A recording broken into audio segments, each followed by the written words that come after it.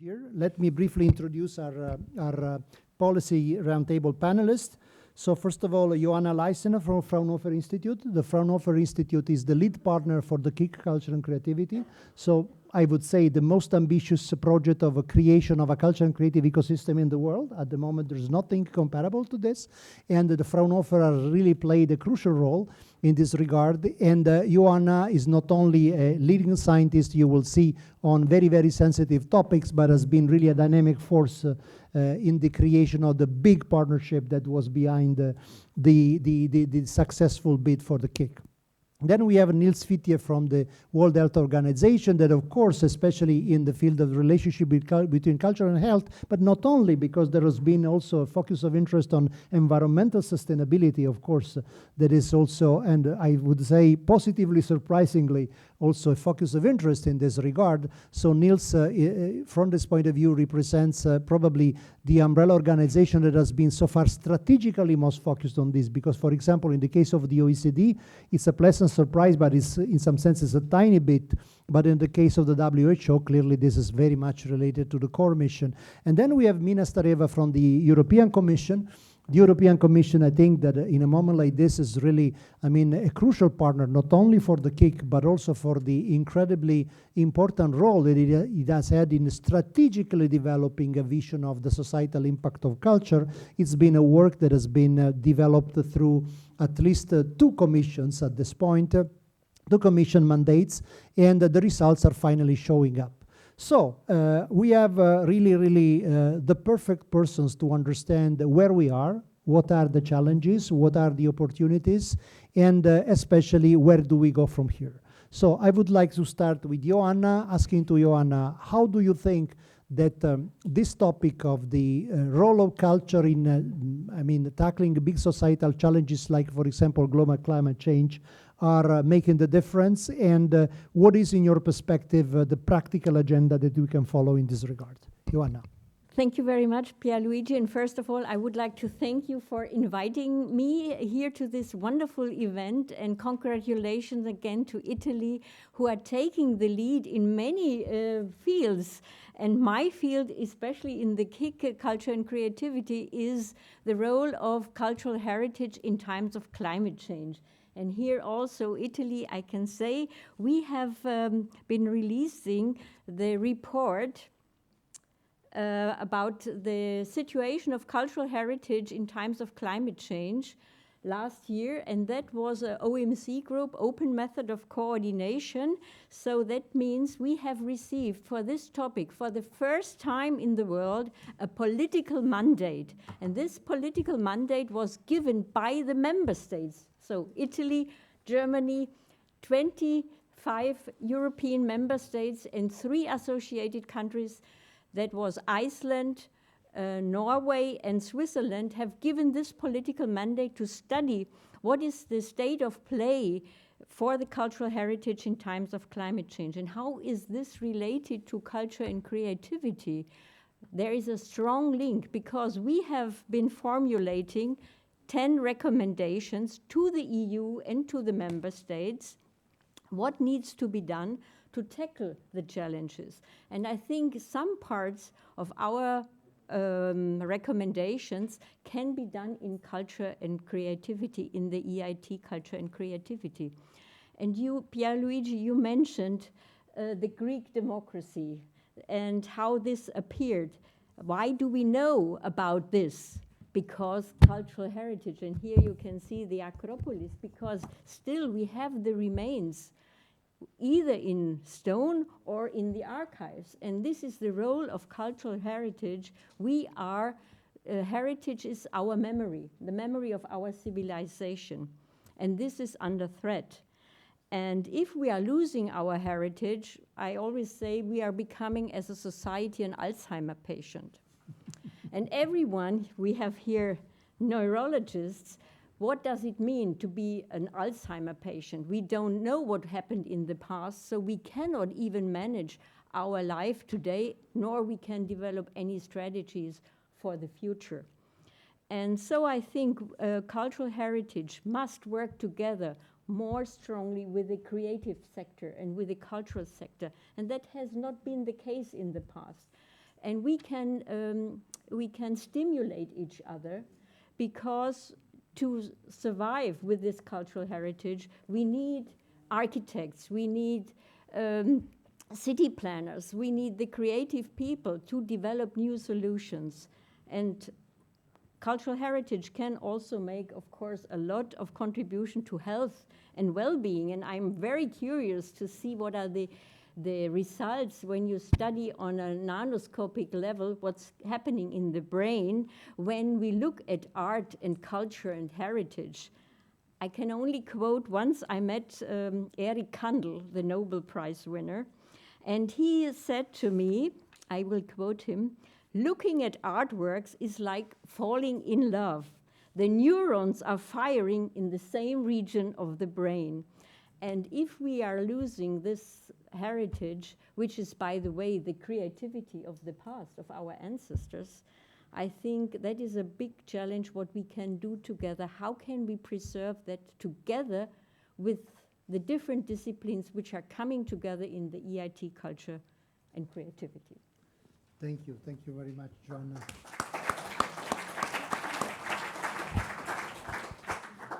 And so, Nils, the World Health Organization is really, endorsing, I think, this line of research. There has been a scoping review. There are increasing initiatives in the field. There are also new exciting centers opening up. We will see from Nisha Sajnani later, this very, very exciting project. What is the, let's say, the basic motivation behind this interest, and how do you see it developing in the next years? Thank you very much, Pierluigi. And incidentally, it's lovely to meet you. We've been working together for a little while. Our collaboration has been mainly virtual, as I think many of you have experienced over the last few years. So it's wonderful to be here physically, to have been invited, and to get to see you all. Thank you also for the introduction and for inviting WHO here. So you started by saying that that WHO has perhaps a more strategic interest in arts and health, and I do believe that is true. Although I do want to caveat that a little bit by saying it is a new area of interest, and it is certainly still a little moon orbiting around the big planet that is the WHO. And I think much work still has to be done, not only to convince external stakeholders of the importance and the value of arts and health, but also certainly within the WHO internal stakeholders. Although I think that work is happening more and more people are understanding how arts and culture can contribute to health. And I think that's where I maybe might say my second caveat, because often when I begin these conversations with colleagues at WHO, I have to be very clear that it's not about culture curing cancer. It's not about us trying to have impossible aims or pretending that culture and arts can do something that it won't. But it is about understanding how culture can help with the treatment of disease, can help with health promotion, can help with health management, and also illness prevention. So across the four kind of pillars of health, the arts can play an important role, and that's evidenced by, at this point, probably 40 or 50 years of structured evidence. I mean, you were talking about the anthropological kind of evidence that we have going back basically since the existence of our species, which I think is powerful as well. But certainly over the last 50 years, there's been an increasing amount of scientific evidence that shows, even according to the hierarchies of evidence inherent in the sciences and the biomedical sciences, even by those standards, there's increasing evidence that the arts and culture can contribute measurably to health. And so we became aware more and more of this momentum, and decided that in 2019, or rather in 2018, we decided that it was time to try and gather some of that evidence. And with colleagues from University College London, with Daisy Fancourt and her team, commissioned a scoping review that brought together over 3,000 publications, either directly or indirectly through meta-reviews, over the entire scope of arts and health kind of research. And even though it is not a systematic review, it doesn't go out and say, here's the best evidence and here's what you should invest in necessarily. It does give a very good overview of the maturity of arts and health and the promise of arts and health. And in particular, it also kind of points out that there are some interventions for which there is really good clinical evidence, enough to really begin considering more systematically how one might implement those interventions into health systems. And I think that was our kind of starting shot, really. That's where we launched our initiatives and our endeavors. The report has since become a hugely popular report by WHO standards, maybe not by YouTuber standards, but it's had a good amount of downloads, more than many others other reports from WHO, signaling a real interest in this space. I think it's enabled us to begin shifting from purely kind of questioning the evidence and building the evidence, which incidentally continues to be incredibly important. We want to continue building the evidence base. We want to continue interrogating different interventions or different parts of the culture and health spectrum. But at the same time, I think the report gave us the ability to start looking at actually implementing and the questions around implementation of arts and health interventions in particular. And that's where we are, I think, at the moment. Within WHO, we've taken an arts and health initiative, again, for which there was substantial evidence, clinical evidence, which is called Music and Motherhood. It's a intervention for mothers who are experiencing postpartum depression. It implements singing groups for these mothers over a course of 10 weeks. And the evidence shows that for mothers with moderate to severe levels of postpartum depression, that they have significant reduction in symptoms over that period of time. And so for us, it wasn't about interrogating the evidence yet again, setting up yet another RCT, but rather to take what is a specifically cultural intervention, an intervention that was born out of the research context in the United Kingdom, that was devised in the English language, and to see to what extent an intervention like that, a cultural intervention, an arts intervention, can travel into other cultural contexts and be implemented in other countries. And so we have run this intervention now in Denmark, in Romania, in 2 languages in Romania, Hungarian and Romanian, and also in Italy. We have had very promising results. And we've learned a lot about how to implement arts and health interventions. And I think that's the kind of learning that we want to, as WHO, take out and put together in a easily digestible form, and provide to member states to kind of say, okay, well, here's the evidence. You're interested in arts and health. The evidence is growing every day. But what next? How do you actually begin implementing these interventions in your health systems and in your hospitals or in your care settings?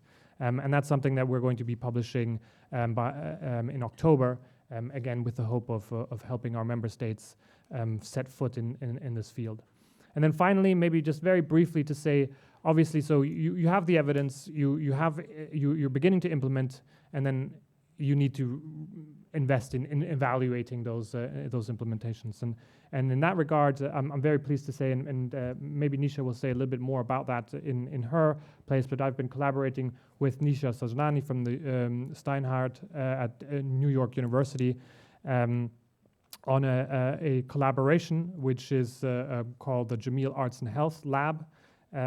We have 2 other colleagues who are co-founders and co-directors on that lab, and this is really a space where we have several objectives, but one core objective is to try and come up with a framework for evaluating arts and health interventions that can be replicated and that can be, standardized is a big word, but move towards standardization such that we can really effectively say that here are certain arts and health interventions that have been shown to work, not just in a particular setting, not just in a particular community, but at scale and globally as well. So that's the direction that we hope to be moving into. Thank you, Nils.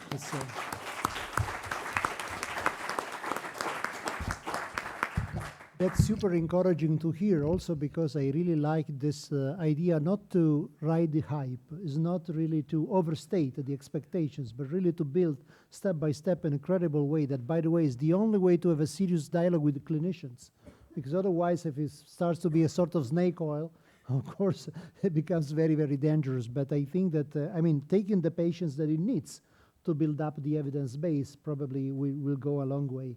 And at this point, I'm really happy to give the floor to Mina Stareva from the European Commission. I think that the work of the European Commission in this field is probably less known, but at the same time it's been crucial, I think.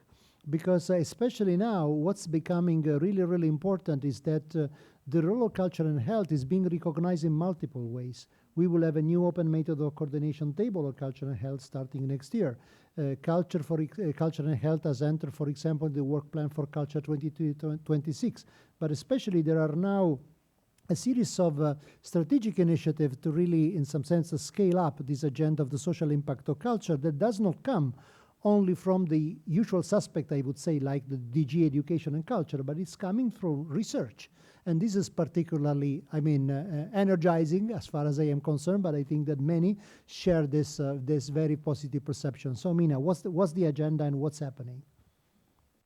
Thank you very much for this. I guess I need to.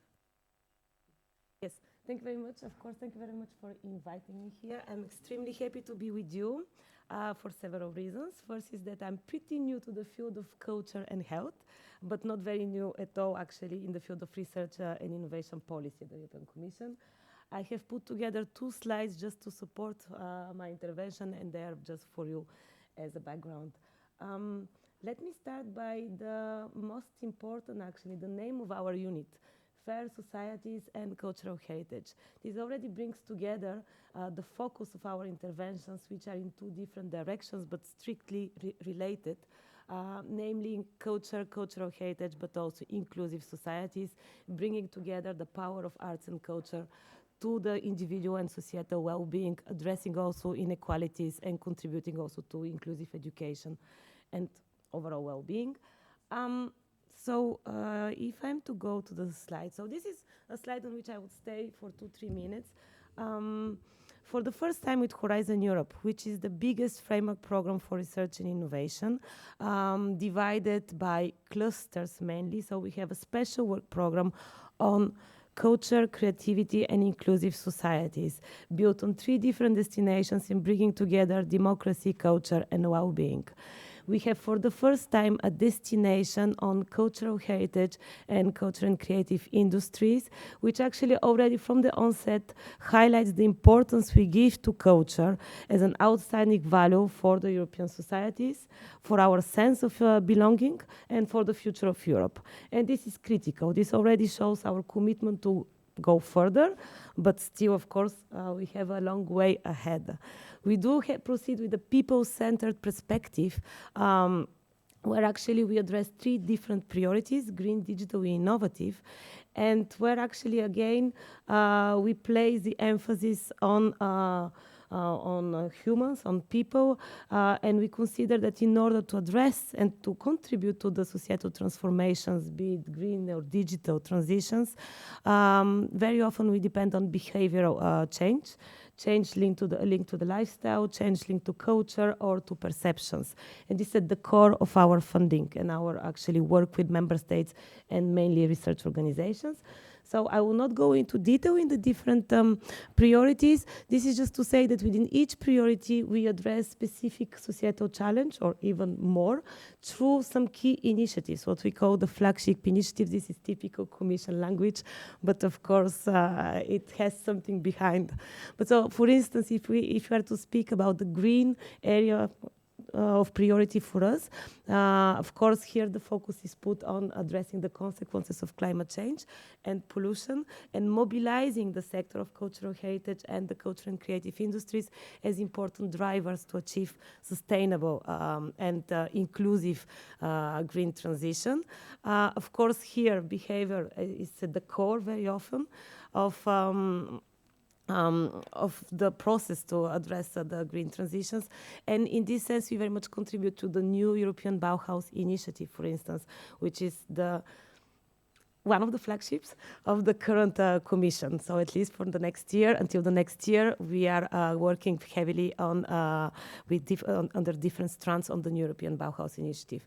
Under the digital priority, of course, here it's about bringing the cultural heritage sector to the digital age. And we do have one specific flagship, which is the creation of a collaborative platform for a cultural heritage. So it's the cloud, where we actually want to bring all different cultural heritage professionals, researchers, museums, etc., into a single platform, and the challenge is huge. We want it to be a cloud for all, meaning an inclusive cloud, meaning a lot of work with the remote regions, with the small research organizations with less capacity, and the opportunities are also huge, of course, and this is why we put so much emphasis on this. And last but not least, the innovative area of intervention, which is really about bringing together the different culture and creative sectors, creating a network of culture and creative sectors and for culture and creative sectors. And of course, here it's really about unleashing the potential of the sector. Having said that, of course, here a personal opinion, I really believe that one of the biggest impacts of the culture and creative industry sector is actually the contribution to the European sense of belonging and, of course, well-being. And in this regard, here is my second slide that I wanted to mention. The workshop here taking place today is extremely opportune also in terms of timing, because last week the European Commission adopted a comprehensive approach to mental health. A comprehensive meaning building on many policy fields, of course, building on the idea that good mental health translates into a healthy economy and healthy society, and that's our core objective. Many recommendations are considered, and many services were involved in the building up of this communication, where, of course, health is one of the very obvious policy areas, but then, of course, employment, education, and arts and culture. We have also contributed to the building of the communication, but in particular, we want to be present when it comes to the implementation of the concrete recommendations. So here, one of the biggest challenges for us is to really continue the work that we have started on exploring the potential of arts and culture for mental health, for good mental health, and for well-being. We have started working already with some projects that we have funded in the past, but of course, these are still scattered initiatives which we want to bring under a better umbrella. For this, and I have it on my last slide, we're organizing a workshop on 21st of June on the impact of arts and culture on well-being. And I have put the link in case of you, of course, for those that are interested. But also on a bigger scale, the Spanish presidency is very much interested into looking in particular the culture and creativity for well-being and the contribution to the European Bauhaus initiative with a big conference event in Barcelona. Again, I have put the link here, but knowing that some of you are already on the agenda, and this looks as a very nice initiative of the Spanish presidency, but it also typically as a bureaucratic way to say, for us, what is very important is that we have member states on board. Having Spain holding the presidency of the EU and putting this as a core topic of priority in the field of research, innovation, but also culture, for us, this is really a very good and positive point towards the direction we want to go. So I stop here with an open invitation, of course, on the different initiatives and conference that we are organizing or supporting. Thank you very much, Mina. And before I start a second round with our panelists, is there any question or idea from the public? Yes, please. It's more like a challenge, if you like. Because culture can cure cancer, as many other diseases, it has been shown And what we do in science, we call it placebo, which doesn't mean, so placebo means it doesn't exist. And this is where the science is missing out, because we should do, or at least that's what I'm trying to do, to understand at the level of biology what happened with the placebo. So, you know, all the neurodegenerative diseases trial, they've been abandoned because there is a high incidence of placebo, 50%, just because someone calls you and asks you how you are. We need to study those people. We're missing out, and we hope that you guys push that way. So to hear somehow, oh yeah, you know, we're not going to say that this is not going to change anything, or, you know, we need randomized clinical trial, is going exactly the opposite way we would like this meeting to go, where individuality, environment, and context should be valued. If you ask me, the first thing to take out is randomized controlled trial. Because we need to recognize individuality, and based on that, do a sociological aspect, you know, study on the persona, you know, condition. And if there is any change that this will, you know, that we want to happen, has to be driven by you. Scientists will never do it. So I hope I'm not sounding so challenging, but I would like you to stand up against the scientists and remove this idea, you know, that scientists know it all. Of course, you know, I would be the first to say, we're not going to say, oh, do a karaoke and COVID go away. This is not what I'm saying. But what I'm saying is that there are plenty of cases where those things, those fluff, has been working. There are no funding for it. Why? Because you guys listen to the scientists. Thank you. Thank you very much. I mean, No. I think this is a wrong way. absolutely not. And I think I'm a little bit, you know, it's a bit of a shame because I think we actually do talk a lot of the same language. I think you latched on to my very first sentence, and then maybe you disconnected a little bit from the rest of what I was trying to say, which, you know, is a good point for me. Maybe that's not a good opening sentence, at least not in a crowd like this. I would say though that in these conversations, and you know, when I try to promote the idea that arts and health and culture and health are scientifically grounded and have a role to play within an organization as traditional as WHO, I have to know my audience. And I have to know what's going to turn people off and what's going to turn people on. And through my experience, at least, if I do make very bold claims that arts can cure culture, that arts can cure or culture can cure cancer, I'm probably going to lose a lot of my internal audience very quickly.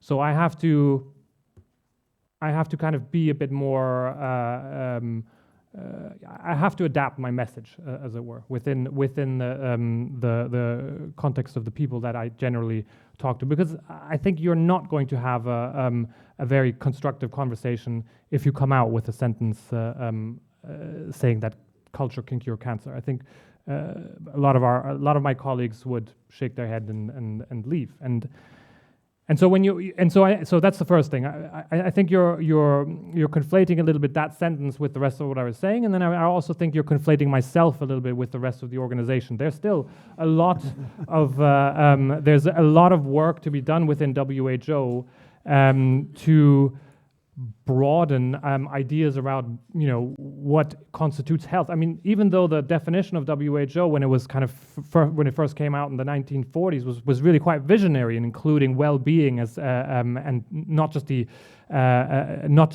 disease as in health, but the absence of well-being as part of what we're interested in. So the kind of broad definition of WHO has always been very visionary, but the actual practice of what we do is very linear, and it's very kind of medicalized, and it's very much about, you know, vanquishing disease, right? I mean, if you think about what are the things that WHO is known for, it's the eradication of smallpox, it's the introduction of a pharmacological element to reduce, you know, to eliminate the disease.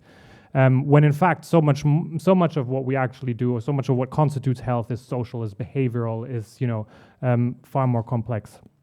So I think we're very much talking actually the same language, and it's perhaps just the way that I try to promote those ideas within WHO is a lot more tentatively than being, I guess, a bit more brash about what I think culture can do.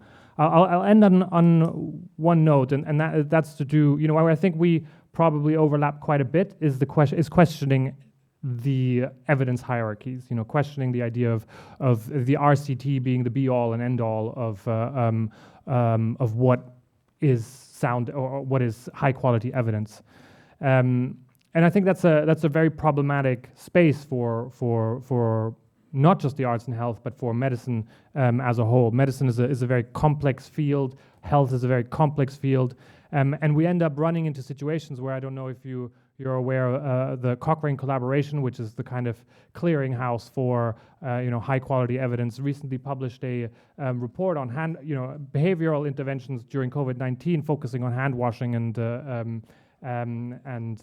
face masks.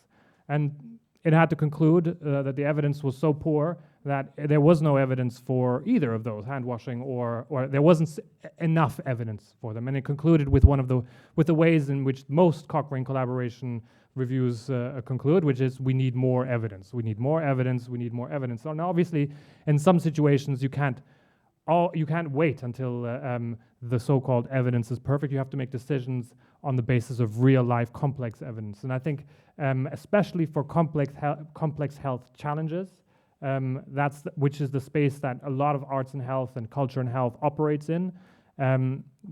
That is the evidence reality that we exist in. And I think one of the big things I'm trying to promote within the organization is to be a little bit more flexible and a little bit more comprehensive in the way that we approach and understand evidence. Well, thank you very much, Nils. And I think that, by the way, this is one of the big contradictions that we are facing. For example, there is a lot of systematic skepticism today, especially in the post-pandemic scenario, in terms of what works and why. For example, and I work a lot, by the way, also with the WHO on the infodemic side. And there, of course, the big problem is that today, I mean, we have on one side people who have a completely, distortionary and, illogical kind of worldview, for example, in terms of conspiracy theories, but they are very affirmative.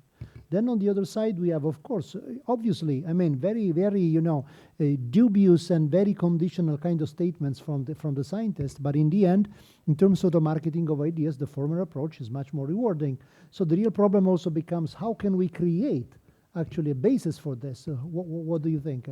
So I don't want to hog the limelight here, but I do actually think scientists have a role to play in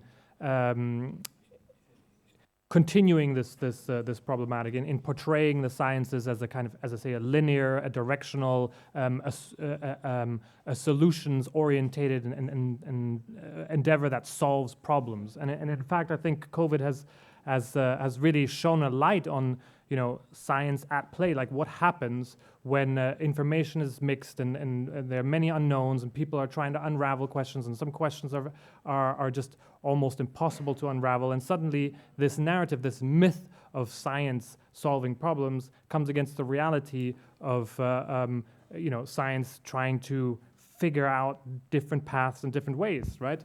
And so I do think that, and people see this. People are observing science at play and are saying, "Wow, this isn't quite as straightforward and as linear as we've always been told." And so I do think that within the scientific and the public health world, we have to be more honest and transparent about the degree to which we're also kind of just trying to figure things out and sometimes making things up.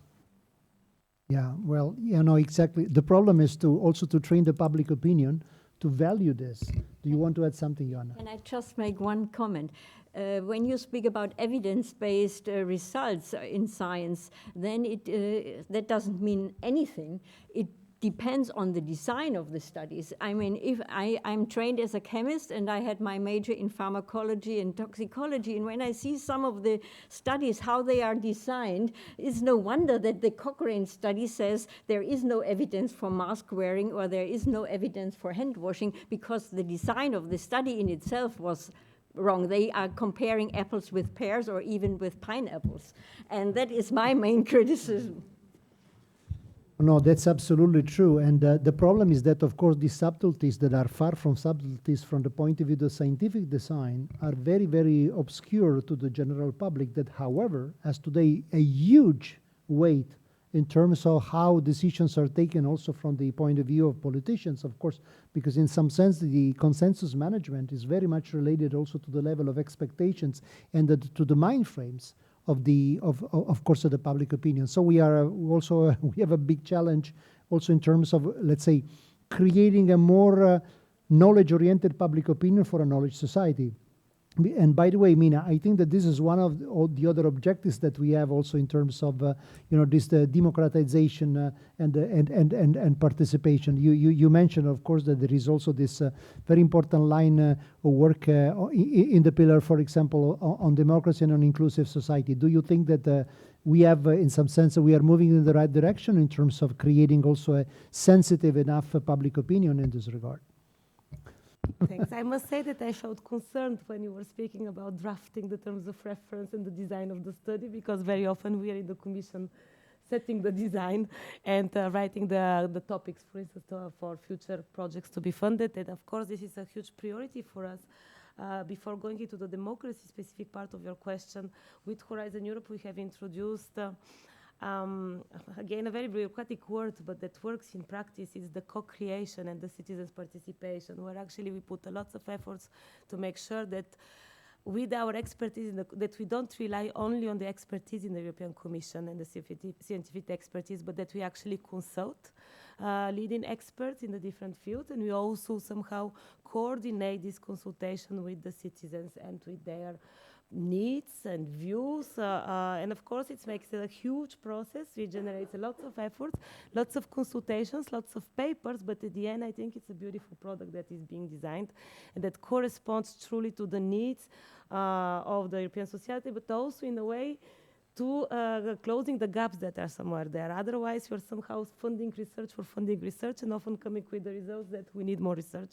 But this is not enough. And indeed, of course, in our cluster 2, we with colleagues working in a different unit, of course, we are addressing issues such as trust in democracy, participatory democracy, trust in society, disinformation, which is becoming more and more, of course, critical topics, but also foreign interference. So these are issues that are, of course, on the top of our agenda.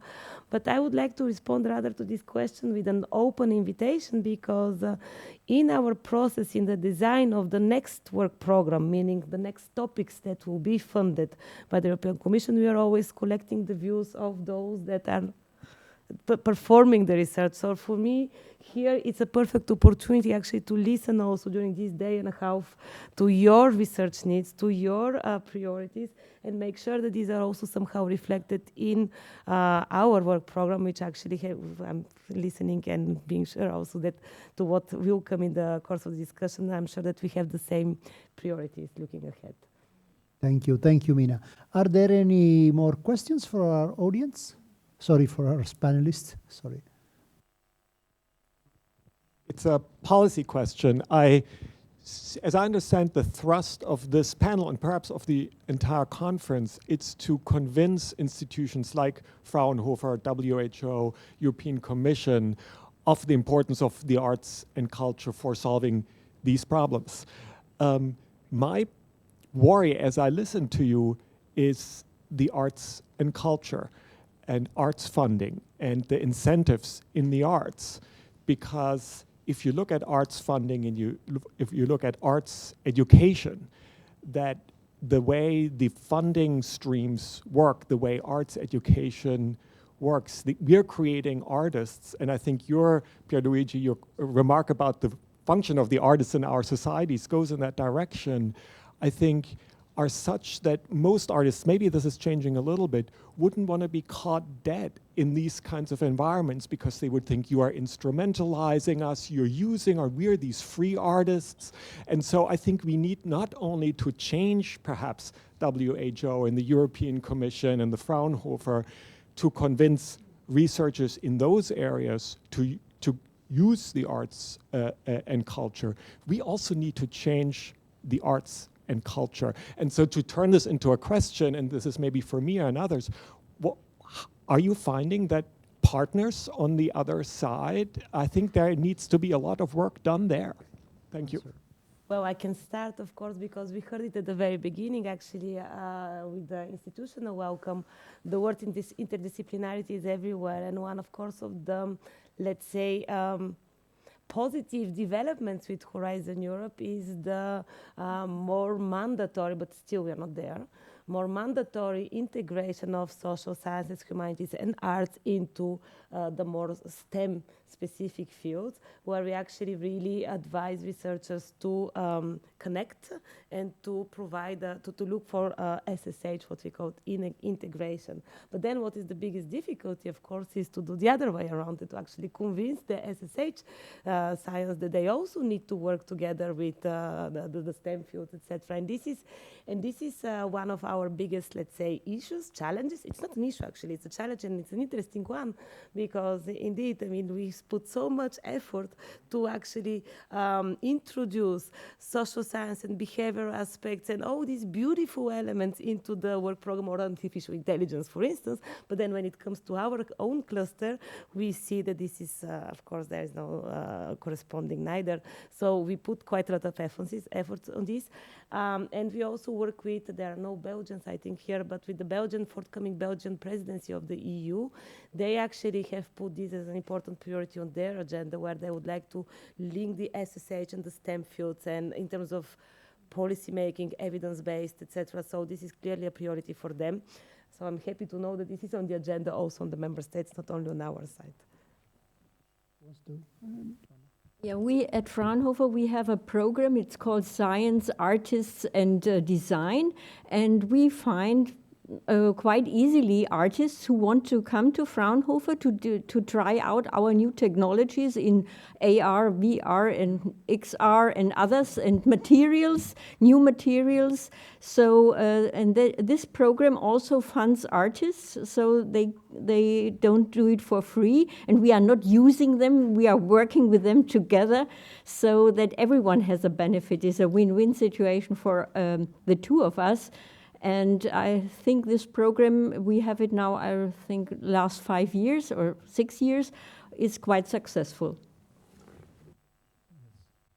Yeah, so thanks for bringing that up. The instrumentalization of the arts is certainly something that I come across quite a bit as well, with people worrying about what does it mean. I think my answer to that is that it's not, I mean, there is an element of instrumentalization there. I think that can't be denied.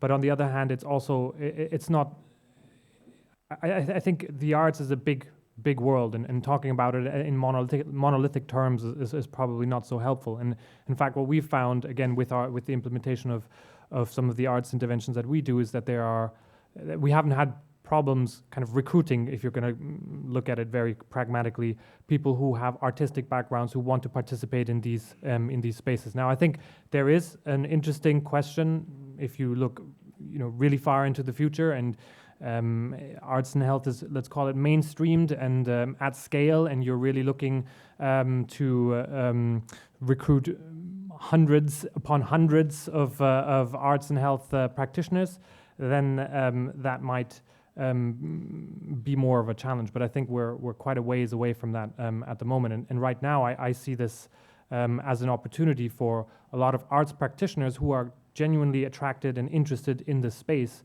to actually create potentially new careers for themselves.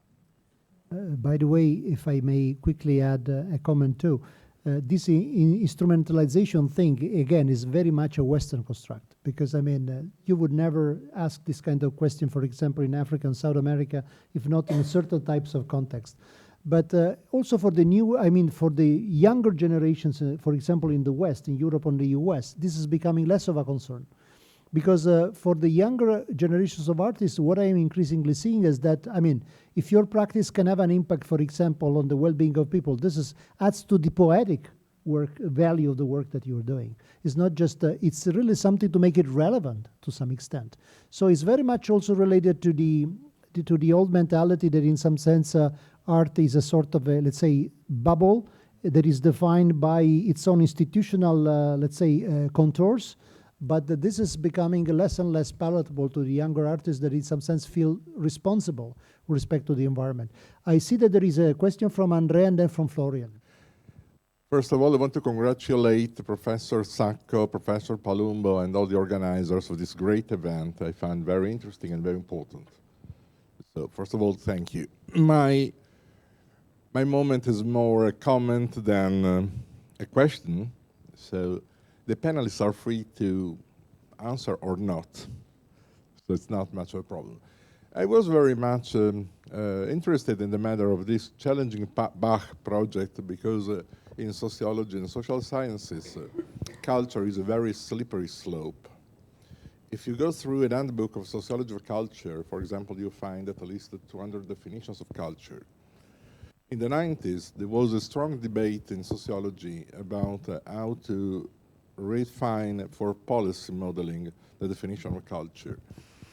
And Niklas Luhmann, a master of German sociology of those times, thought that the best thing was to eliminate the idea of sociology, the idea of culture from sociology.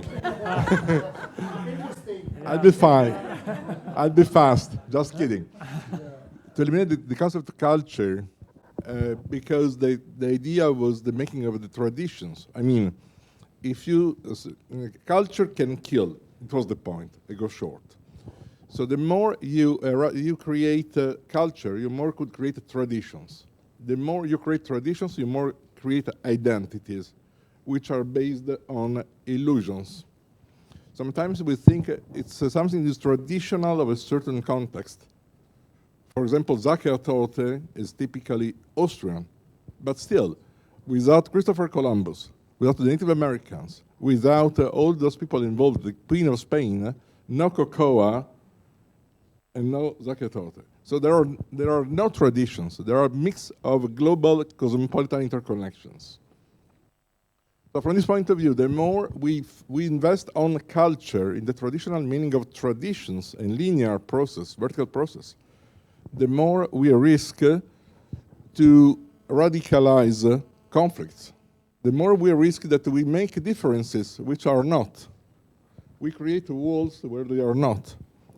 So how could we balance the power of culture in terms of education, of growing people, of the good side, so to speak, and how to decrease the risk of culture meant of radicalization of identity?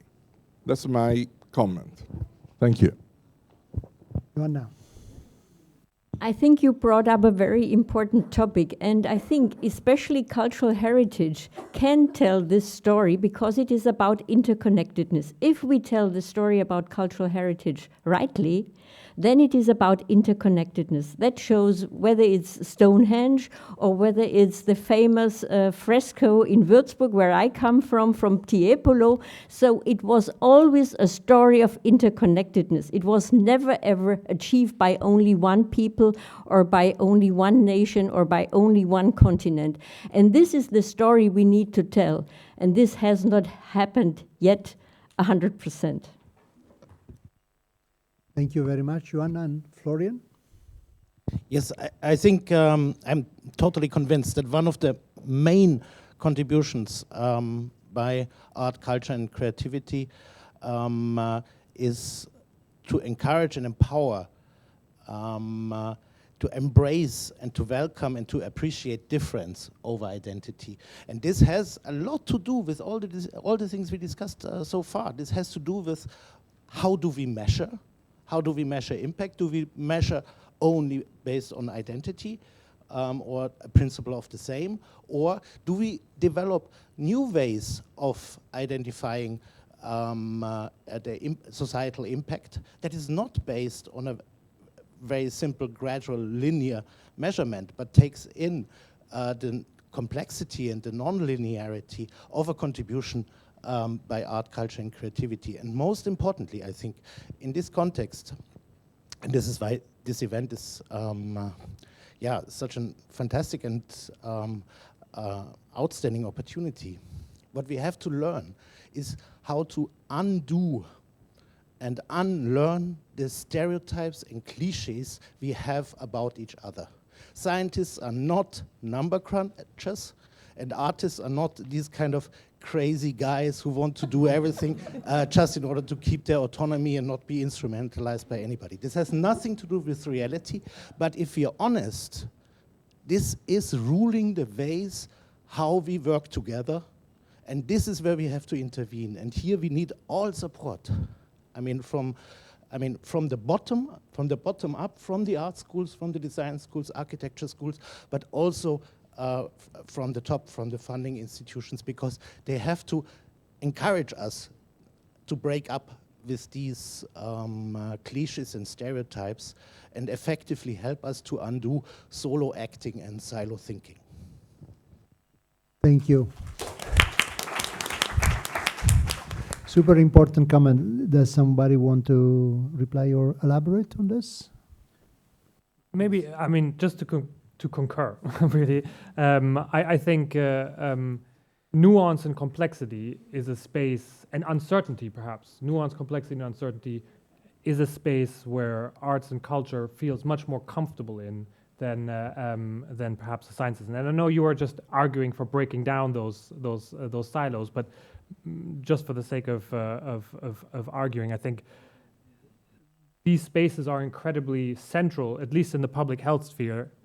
Uncertainty, complexity, nuance are incredibly fundamental to the way that we operate. And for those reasons, I think including people with fresh perspectives, different approaches, a different kind of rigor, because it's also rigor and quality are also very much part of the arts space or the humanities space.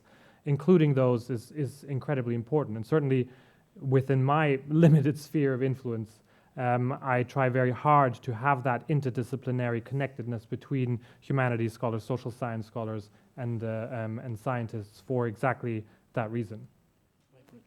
I got a little bit stuck. So first of all, thank you all for the super interesting discussion. I got a little bit stuck on something that Nils said earlier about the fact that scientists should start start telling, communicating about science, about what they do in a less linear way, right? And then I was wondering about this because it's so not obvious how a scientist should communicate what they do, right? So actually, maybe this could be also an example of how a little bit the rest of culture infiltrated science in a way, right? So as a scientist, as a young scientist also, I thought it was super frustrating for me, the fact that I was, when I had to write a paper, I had to give it always this arc and have a nice story. So it's always about how to write a nice story. So we did something, maybe didn't turn out how we wanted. However, we have to write it with this beautiful arc that there was a problem, a challenge, very clear challenge, by the way, in the literature. That's already questionable most of the times. And we covered this very little bit in the literature with a clear experiment, with clear solutions and clear implications for the future. I mean, this is so much if you really think about it. And I thought, always found this super frustrating, right? And then on top of it, then if you're asked to communicate these, this thing outside science, it's even more challenging. You have to simplify. We all know science is not about simplification. You have to make it sound like you did a big step, whereas we all know that science progresses with very small steps, right? So it's so not obvious. And I was actually, while you were saying this, I was thinking, well, maybe this would be a very interesting problem to solve together in a way, right? Because it sounds like we're writing papers as we're writing books, but that's not the real story. And at the same time, we want to make it interesting. And we have to compete with the, perhaps even with the conspiration theories, which are beautiful stories always, right? Super simple. They put all the facts about all the universe together in one simple story, right? How do you compete with that? So I think to me that's it's something super interesting, and I wonder what you think about that. So my first response to that would be to politely disagree that that arc that you describe is a beautiful story. I think that is probably quite a boring story. And I mean, I'm not kind of laying down, you know, how a manifesto for how research articles should be written, but I think, you know, part of what storytelling is actually leaving a lot of things unsaid and allowing, you know, conclusions to be drawn on your own and not necessarily forcing the reader into a particular conclusion. I mean, at least not always. And that's why you have a lot of authors kind of being very surprised when their readers come to completely different conclusions to what they actually thought the book was about. So I you know, this is a very complicated question, and I'm not advocating for how to write a, you know, I don't have any idea about what would be a more a better kind of research article format, but I certainly think it's not what's being told there is that arc is not a story. It's a kind of construct that moves towards oversimplification, and I think that's a problem. The other thing I just wanted to nuance, because I feel like today I haven't been very nuanced, is it's not the fault of scientists per se, right? I mean, like, there's a lot of things that is happening that create this myth around science solving problems and eliminating smallpox, right? It's the media comes in, the culture comes in, you know, things get created and the myth is spawned. But where I do think scientists have a role to play is in the interactions that they have with the public, with journalists, is to keep reminding everybody that science is messy, that science is gray, that exactly in the way that you're saying, you know, that there are more questions than there usually are answers. Thank you. We have just two final questions before we go to the serve coffee break. James and then Annalisa. Thank you very much. I want to add to my voice to the chorus of gratitude for this meeting and also for this session. I just wonder if it would be useful to think about, in this discussion, thinking about the future, not just from the standpoint of how can we react against or solve problems that we have, but how can we invest in thinking creatively about where we want to go? What do we want the future to look like? And I find the notion human flourishing to be about the best term I know to kind of capture some of that. And so when we think about, you know, these past, these problematic fractures and so forth, it can be liberating, I think, and I'm curious if you agree, it can be liberating to think about, well, what kind of a future might we envision together?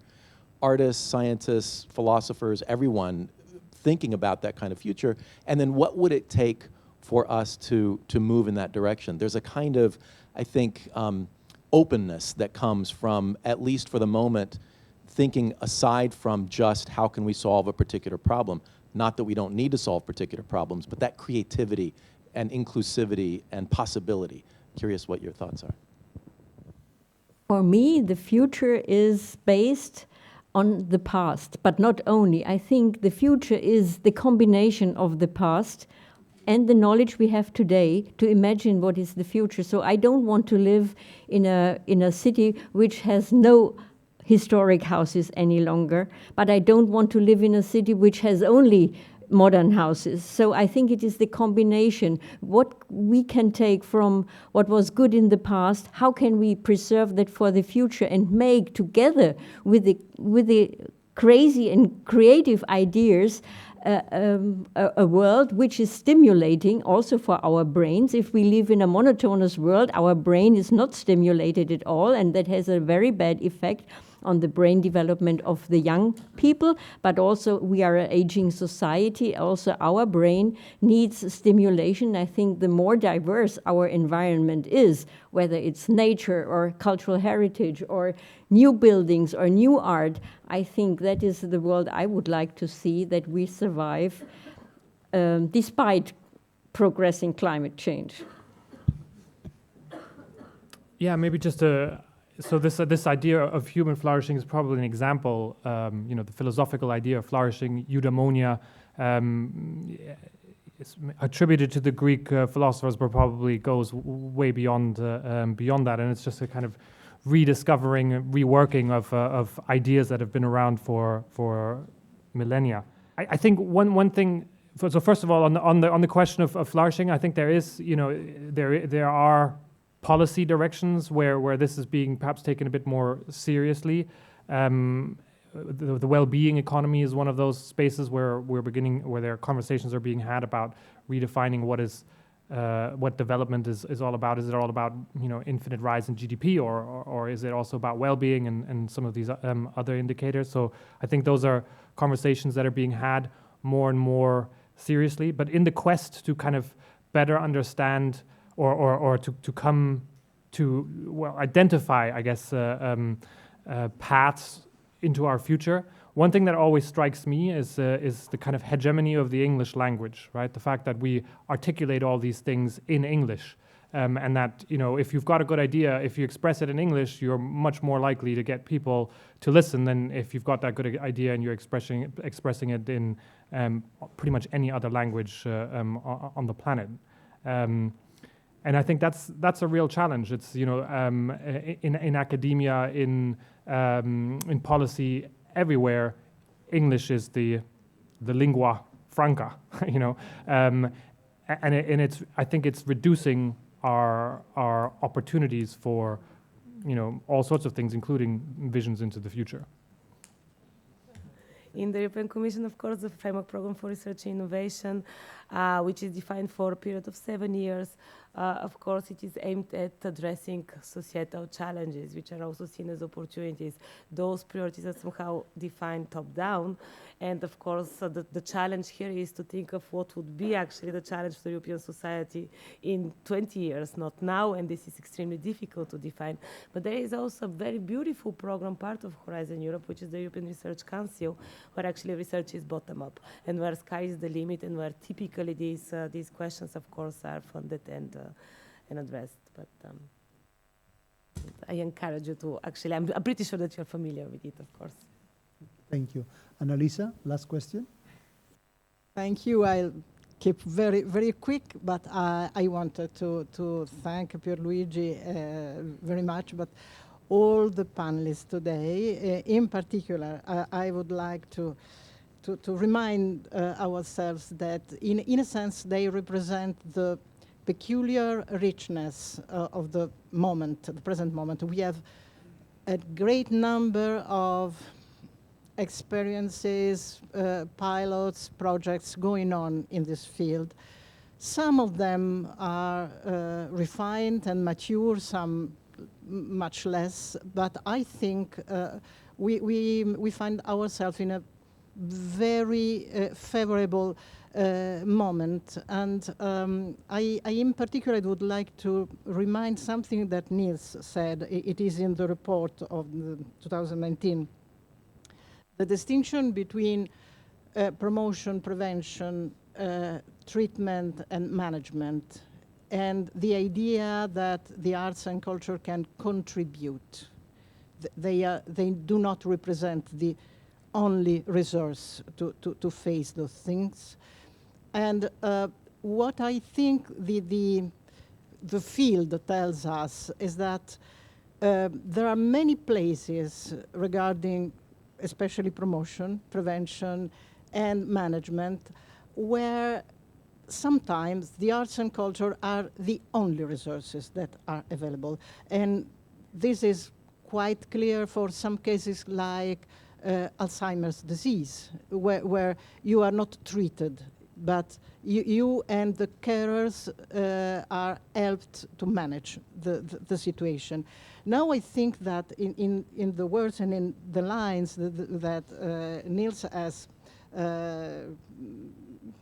designed or outlined, that the future research could, I hope, could concentrate on isolating sort of the active principle in all the different cases that have worked. And I think that we are really in a special moment because as Pierluigi has mentioned at the beginning, he has been one of the first to be sensible to this topic, to this matter. And at the beginning, it was totally crazy. Now the risk is the opposite. The risk is to have a sort of sloganization. So culture is good for you. Maybe, maybe not. It can be both. So I think the future line of research in highlighting what is, I would say, between brackets, the active principle for some specific cases where culture can indeed contribute in managing and treating sometimes, but above all in promoting, because I think the global investment in health promotion is so minimal that the help of culture and the arts is quite precious. Thank you. Somebody wants to reply your comment? In some sense, you made a conclusion for this panel. So thank you very much. We will now have a coffee break of 15 minutes sharp. I will literally kick you in.